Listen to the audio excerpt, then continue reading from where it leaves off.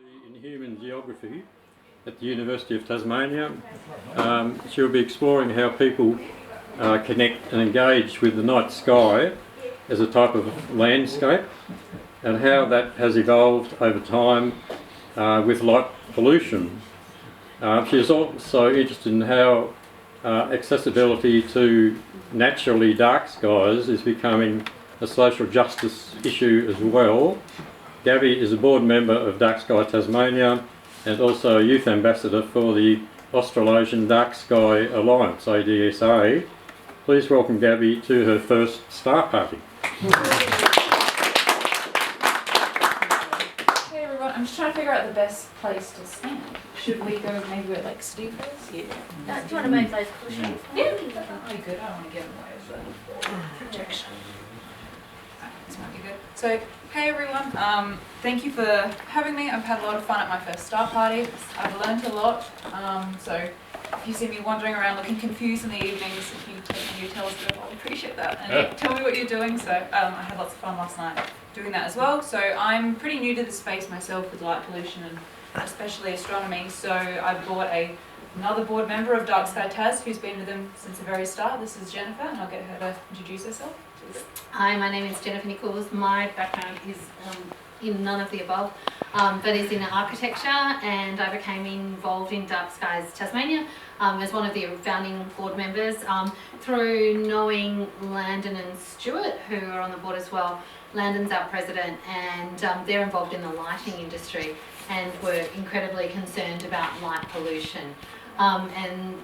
It was a really interesting sort of point of view. People who were trying to sell lights actually realised how bad they were for the environment, for humans, and it was from sort of that I became passionate about it and joined Dark Skies Tasmania. Cool. I also run the Institute of Architects in Tasmania and programs like Open House Hobart, where we have run, and a lady I met a moment ago has done one of our tours, where we have run Dark Sky Tasmania tours to educate people about light pollution. Yep. Just occurred to me, do we have a clicker or anything, or can someone? Yeah, just for the Change the slides. slides, Yeah. Clicker or a pointer? Well, we can go up there, which is okay. Matt. Just if you click Not enter or anything, it will skip to the next for the one. slideshow. Yeah. Perfect. Yeah. Thank you very much. You've got So a talking job. about light You've got a job. pollution. You've got a job, Log. I'm a board member of Dark Sky Tasmania. You are now. We just enlisted you. So talking about light pollution, I'll now turn the lights out. That's better. Awesome. Alrighty. So, what is Dark Sky Tasmania? So, for those of you that haven't heard of us, this is a little screen grab from our website. We are a non-for-profit organisation, and our number one mission is to preserve and protect the beautiful, naturally dark skies that we have here in Tasmania. So what do we do? So what we're about is advocating and educating the wider public about dark sky and light pollution. We promote and advocate for policy and regulation change to government, local councils, to try to ensure that any new and upgraded outdoor lighting is dark sky sensitive. And we are also seeking and working towards establishing a dark sky place within Tasmania.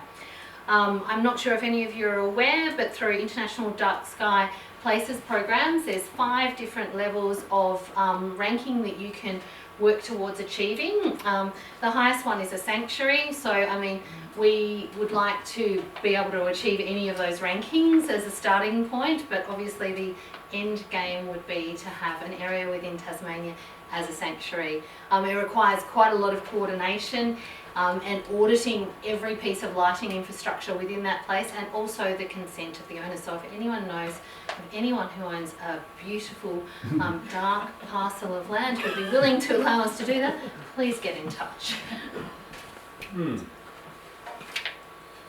Cool. So some other organisations that we are affiliated with and you might be aware of include IDA, the International Dark Sky Association. So Dark Sky Tas is formally recognised under the IDA Tasmania chapter. And then also the Australasian Dark Sky Alliance, ADSA, we have close affiliation with them. Our president, Landon Bannister, is on the Dark Sky Committee of ADSA, so there's a lot of support from that organisation as well. So today we're going to be talking to you about light pollution and why it is a global environmental issue and the steps that we can take to start to solve this issue. So we are slowly losing the ability to see our stars, and I'm sure I don't need to convince anyone here why that would be a tragedy. But some things that you might not be aware of is that the ability to see stars and have naturally dark skies are important for cultural and spiritual reasons, for scientific research, and for human health and wildlife and ecosystem functioning. And also, bad lighting is a waste of energy and therefore a waste of money as well. Yep, so around 80% of the global population live under light polluted skies, and this figure is expected to increase each year by 2%. This map is showing artificial sky glow, which is the most visible effect of light pollution. And this map shows that 99% of the US and European population live under heavily light polluted skies. And don't be fooled by how dark Australia looks down in this corner. There are some cities within Australia, such as Sydney and Melbourne, that have the same poor visibility of the night sky that you would see in these European and US cities. And it's so easy to forget how lucky we are here in Hobart, where we can just hop into our backyard and look up and still see stars, or hop into our car and drive for a few hours to Swansea, Port Arthur, Lake St Clair and even Font Hill, and we can look up and see a sky full of stars. However, even some of these natural preserved areas that have beautiful dark skies are now starting to be impacted by our big cities such as Hobart and Launceston, because that artificial sky glow is starting to creep into those protected areas. Oh, that's what you were talking about last night. So consequences of loss of stars also include the cultural value of the night sky, particularly to Aboriginal people in Australia. So this is the emu in the sky, and this is used, or traditionally was used, for food gathering. The emu is stretched across one of the most familiar objects in the night sky, the Milky Way. Look closely at the Southern Cross and you'll see its head as a dark smudge tucked near the bottom left-hand corner of the constellation. The emu in the sky has featured in Aboriginal storytelling for thousands of years. The concept of the emu in the sky exists in several different Aboriginal groups across Australia. This represents a female emu chasing the males during mating, because emails begin laying their eggs at this time. This appearance of the celestial emu is a reminder that the emu eggs are available for collection. So its position in the sky at whatever time of year tells us when or what part of that cycle we're at. So the emu's first appearance is in April and May. Before this you can only see the head or the neck of the emu. And during this time the emu is angled in a way to appear to be running, and so this coincides with the mating season.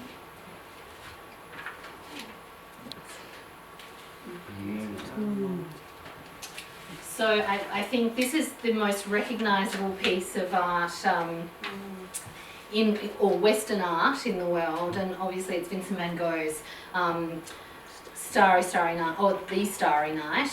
He was a Dutch post-impressionist painter, and he painted this in the town of St Remy de Provence. And the great tragedy of this painting is that now in that city you cannot see a star at night. He depicts the view from his bedroom in the asylum of the sky just before sunrise. So this is, we all know this painting, and I think that it really signifies for me now one of the great tragedies of our world, and that's that loss of night sky. Apparently he painted it while in jail. In the asylum. In the asylum, but he had no window. So he's painted from memory, and that's why it's so bright. Oh wow! Yeah. So what I've read is that it was the view from his window in the asylum, but that he look at it and then he would go and paint from memory. So, and they say that also because it's like really big strokes, and that post-impressionist thing is, and that it's full of emotion, and his emotion about how he felt at that time. Right. So, which was him trying to overcome this mental illness. Yeah. Yeah. So we can see here I suppose, a view of our world through the day. So when we think about lighting, we really need to be thinking about it in terms of what we've been used to through history. And thinking of that, I suppose, without cities. And you can see in the morning we have the blue lights, and during the day those tones change through to the evening when it becomes like a golden glow. During the day we experience the bright blue skies that transition through to warm, through to cool, and then back to warm of an evening. And so this is what we're used to as human beings before we became very urbanised. Please go on to the next slide. Our circadian rhythms have been built on the premise of light and dark. Sun comes up and we go about our day, the sun goes to bed, and so did we, or at least we used to. So now we've become much more of a 24-hour being or race. And unfortunately it's really messing with our body clock.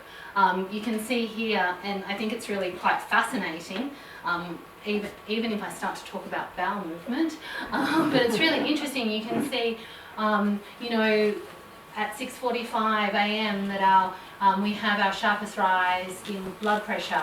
Our melatonin secretion stops at 7:30 a.m. We have our highest alertness at 10 a.m. Our fastest reaction time at 3:30 in the afternoon, through to our melatonin secretion starting at 9 in the evening. Our issue is with our present world is that this sort of light that we're looking at all day, this really blue light, is actually messing with our natural bodily function and our melatonin secretion, which keeps our body clock in order. So unfortunately we're causing ourselves all manner of issues. Next slide. Yep, so I'm sure by now we've all heard that looking at our phone or computer before bed isn't good for us because blue light in the evening affects our sleep. However, these disruptions in circadian rhythms, as we've previously discussed, can actually have a lot more sinister consequences on our health. So this could include increasing risks of sleeping disorders, which are strongly associated with increased risk of mental health disorders, as well as increased risk of inflammatory conditions and increased risk of certain types of cancers. From my understanding, exposure to artificial light in the evenings that is rich in blue light is interfering with our melatonin production. And our melatonin levels are really important for regulating our estrogen levels. And then if your estrogen levels are out of whack and particularly high, then you are more susceptible and at a higher risk to certain types of cancers such as thyroid and breast cancer. And this explains why recent medical studies have shown a strong association between high exposure to artificial light at night and breast cancer and thyroid cancer risk, which is quite concerning. A lot of this research has been particularly done in night shift workers, but they're also suggesting that having light indoor light sources from our phones and our computers, as well as street lights coming in and disturbing us in the evenings, can still have an effect on our circadian rhythm as well. Is much research been done on people like airline pilots or astronauts in relation to this?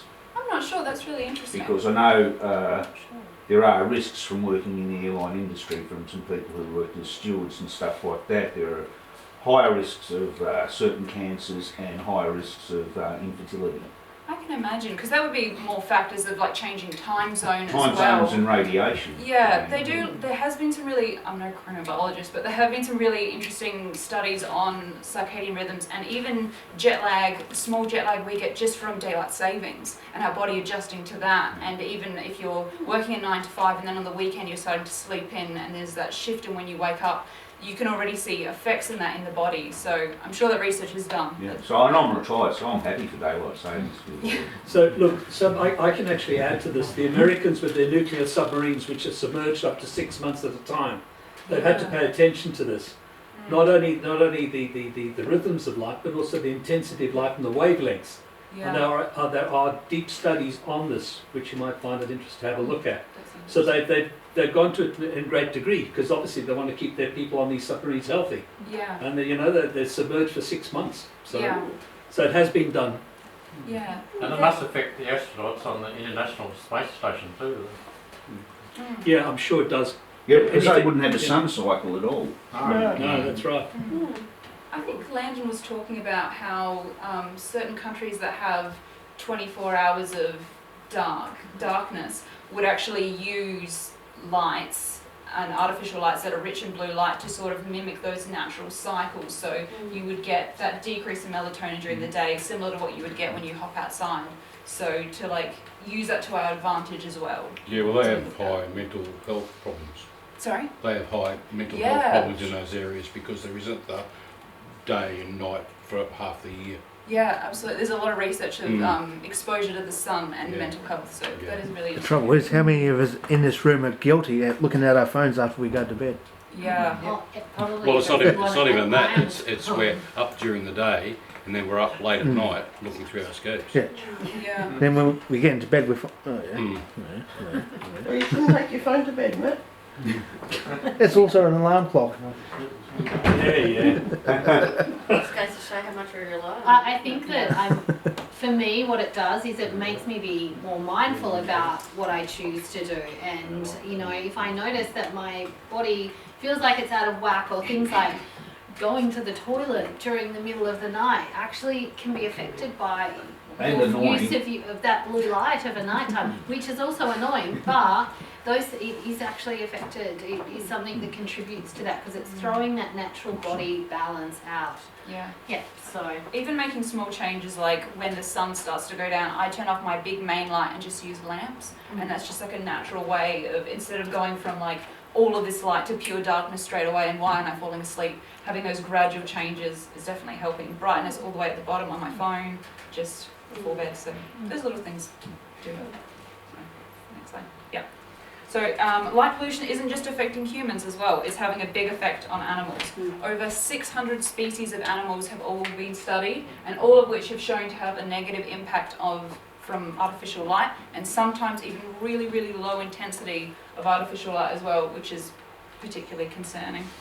So the ways that it can disrupt animals ranges from disruptions in reproduction, competition and behaviour, and therefore light pollution has now been recognised as a global driving force in biodiversity loss, which is very concerning.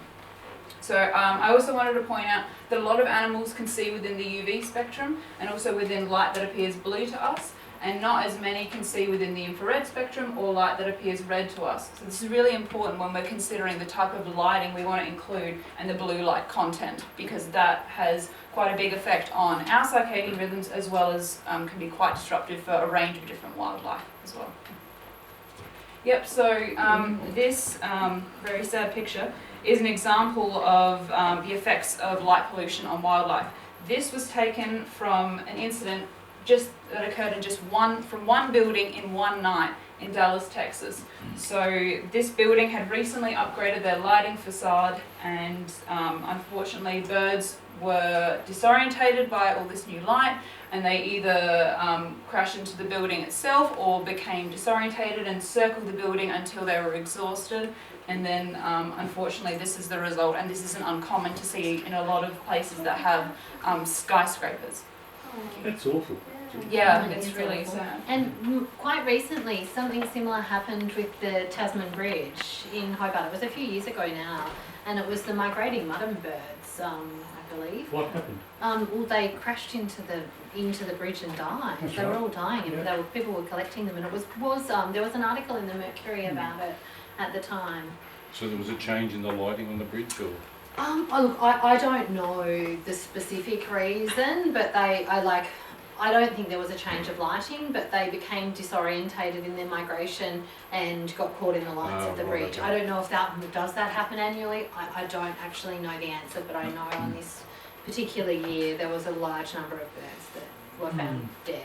Yeah, that's interesting because I recently, I can't think where I read it, but in London they had a light up the bridges process, Yeah.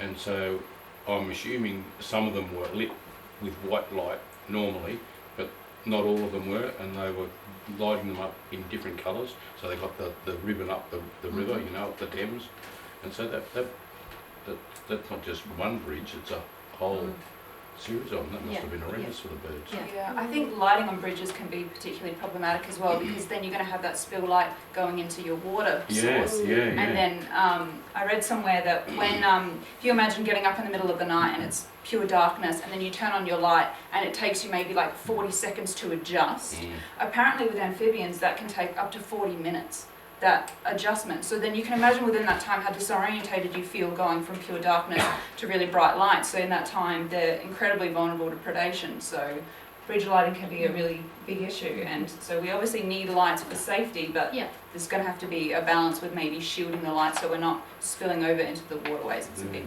And then the tide as well. Or we do get to that. Or shining them straight up in the sky. The Sydney Harbour Bridge, that they had the lights pointing up.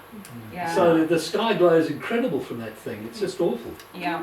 And there's definitely examples of cities around the world that have done this incredibly well. And I think if you look at Paris, they are incredibly, well, they have actually a really strict lighting guide for the city, and it is about having that warm yellow glow, keeping everything down, and it's actually creates a quality in that city that is why we find it's has this I suppose romantic quality that we all associated with, but they've quite specifically done that through their lighting policy. Yeah.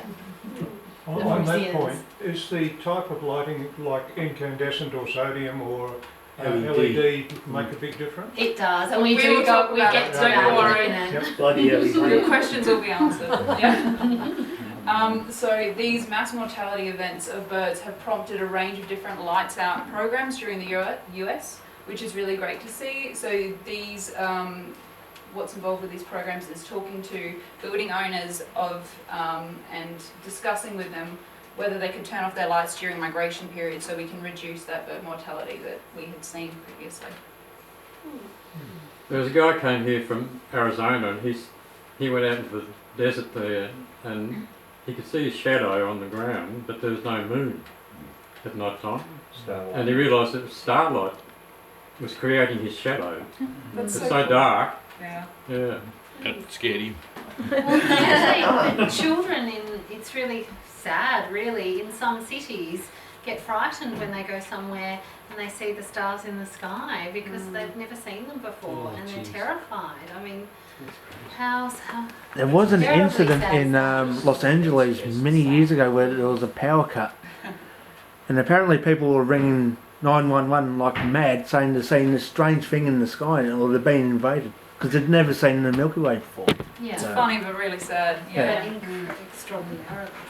So an example that's a bit closer to home when we're looking at the impacts of light pollution on wildlife, a really good example of that is sea turtles. So we have a lot of sea turtles on our beaches here in Australia, and as you probably know, a lot of the population congregates around and lives on our beaches. We love our beach houses here, and with that comes a lot more artificial light at night.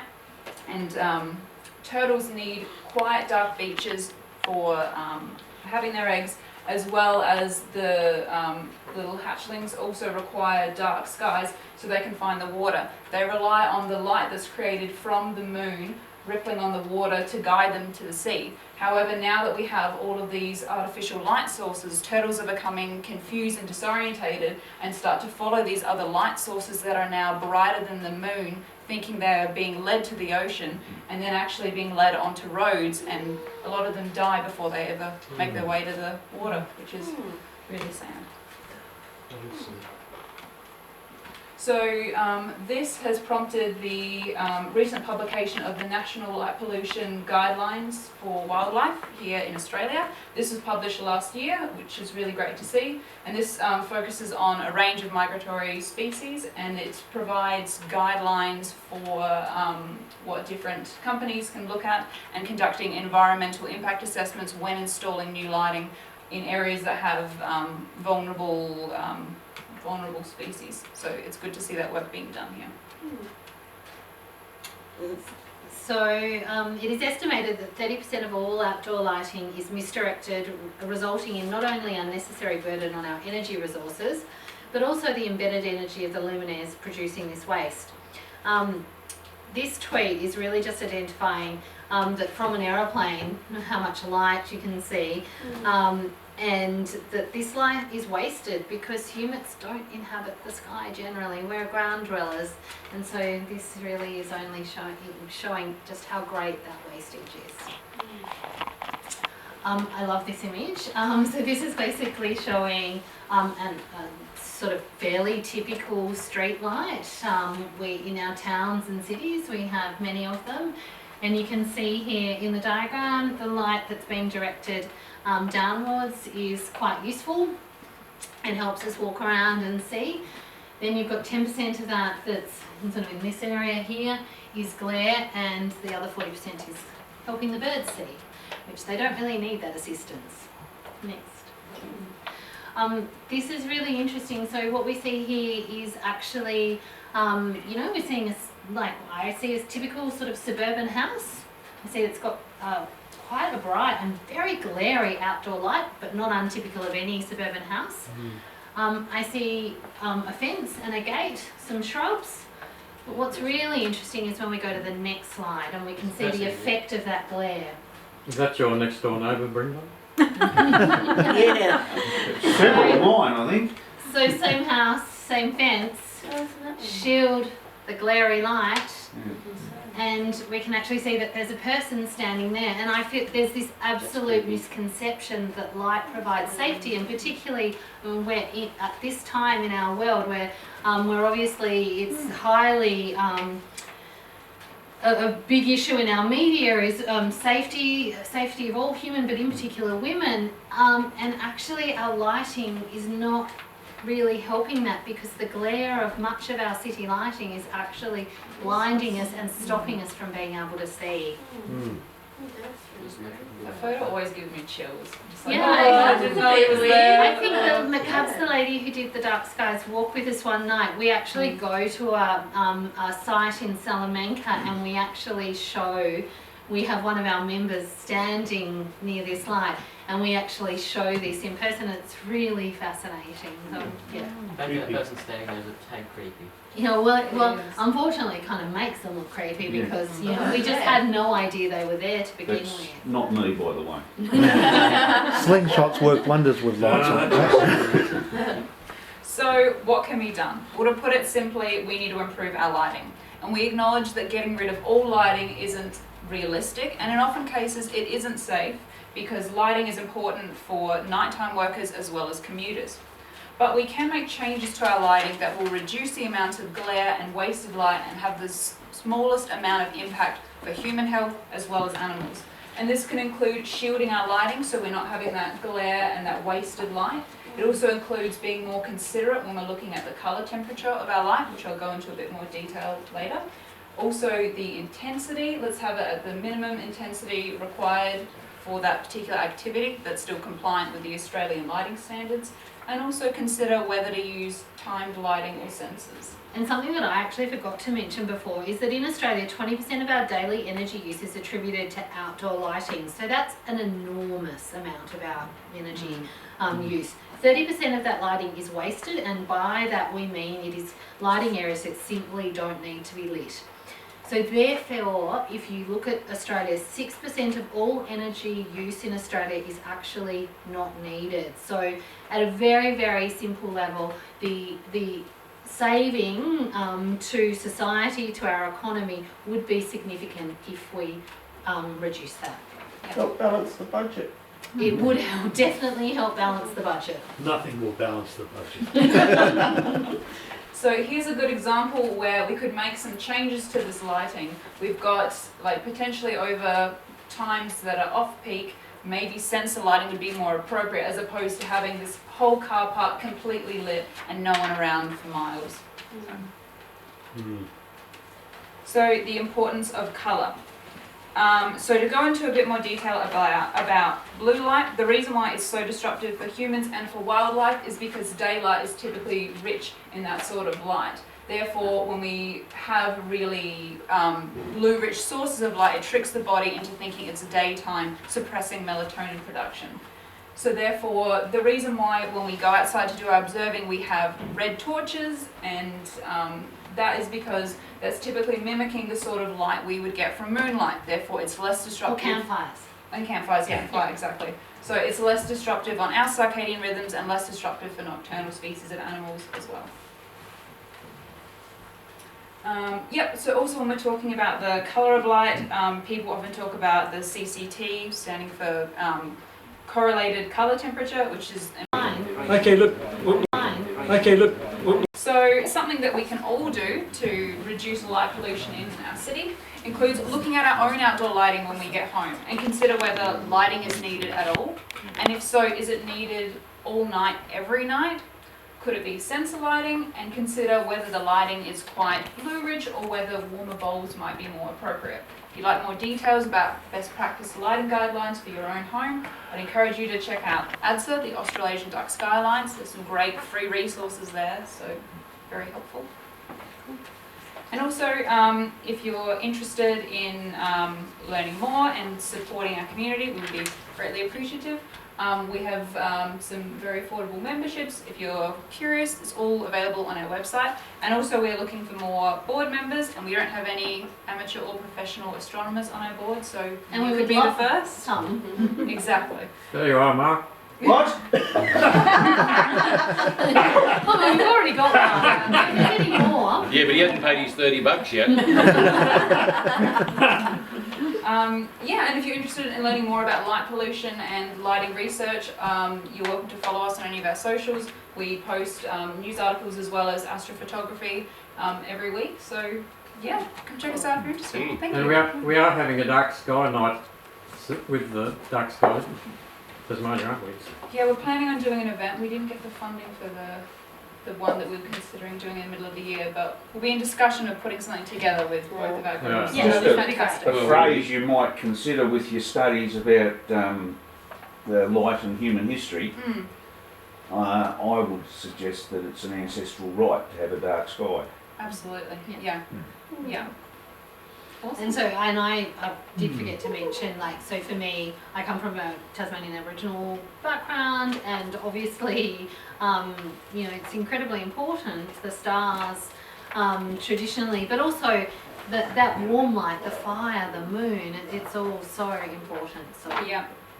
That's where the environmental justice aspect comes into it as well. It's a shared resource, and Australian Indigenous communities have been observing the night sky for over 65,000 years, and cultural continuity is dependent on having dark skies. So some people have even labelled stories. Yeah, absolutely. Some people have even labelled light pollution as a form of cultural genocide because of that fact, that they're no longer able to access the night sky. Well, I that think way, so. just our own children as well. Yeah. I mean, I brought my granddaughter up to Mount Pleasant a few weeks ago or whatever, and one of her comments was, wow, I've never seen the stars from my house. She lives in Hobart, like that before. She, without even looking through Dallas's telescope, she was gobsmacked at the sky. My mum even said that, visiting from the mainland, coming here, we just went to Swansea for the weekend. She was like, whoa, I haven't seen the Milky Way like this in ages. So it is something you can take for granted really easily. Yeah. So we're actually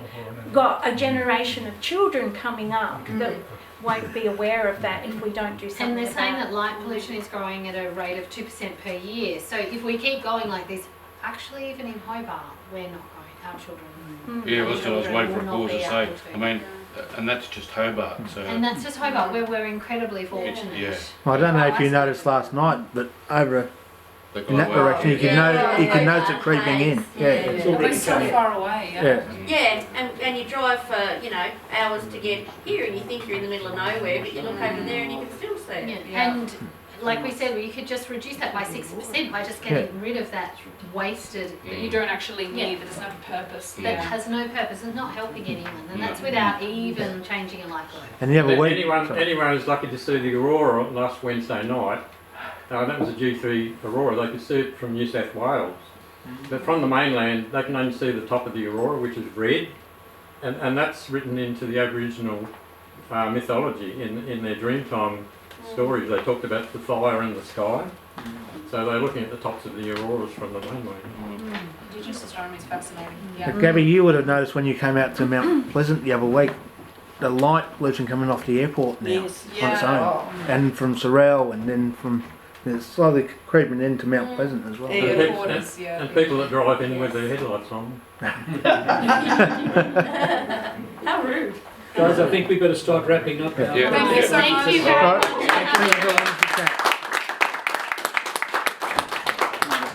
More lines on. Yeah, I was about to do that and I got caught up doing other stuff.